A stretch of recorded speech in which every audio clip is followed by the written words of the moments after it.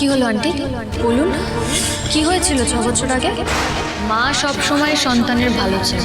আপনি ভাবছেন যে মোহনার জেদে সায় না দিলে ওর খারাপ, ওর অন্যায়কে সমর্থন করে আপনি কিন্তু ওর আরো খারাপ করছেন। সেটা নিশ্চয়ই মা হিসেবে আপনি বুঝতে পারছেন।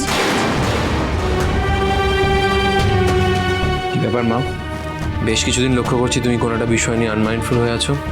আসলে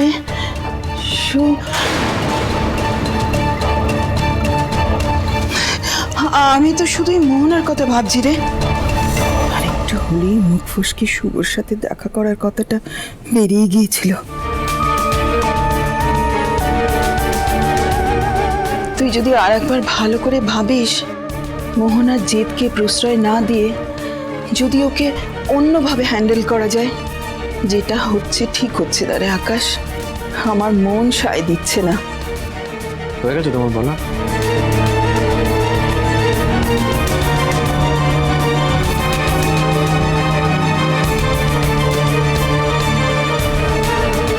মা, এই বিষয় নিয়ে তো আমি আর তুমি দুজনেই আলোচনা করে নিয়েছি। আমরা দুজনেই খুব ভালো করে জানি যে মোহনা যদি আদ্রিতকে না পায় ও নিজের কতটা ক্ষতি করবে, আর আমি দাদা হয়ে সেটা মেনে নিতে পারবো না। তো এক্ষেত্রে তুমি কি চাইছো বলো, আমি কোনো মানসিক স্বাস্থ্য কেন্দ্রে বোনকে দিয়ে আসি?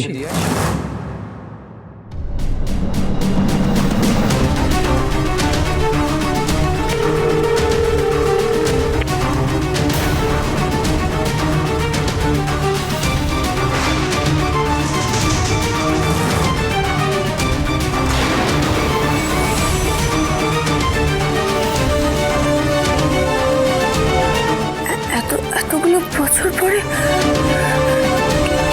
কে কে কবর খুঁড়ে আমার অতীত বার করতে চাইছে?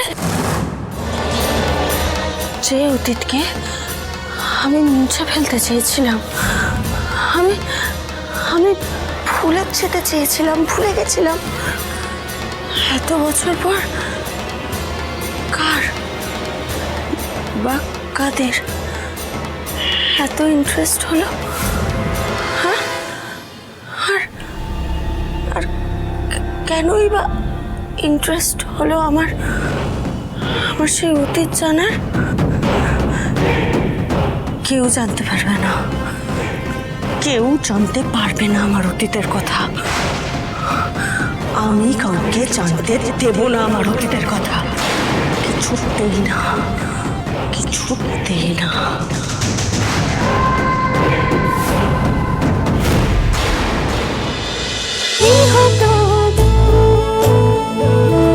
গৃহপ্রবেশ সোম থেকে রবি রাত 10টায় স্টার জলসায় ও জিও হটস্টারে।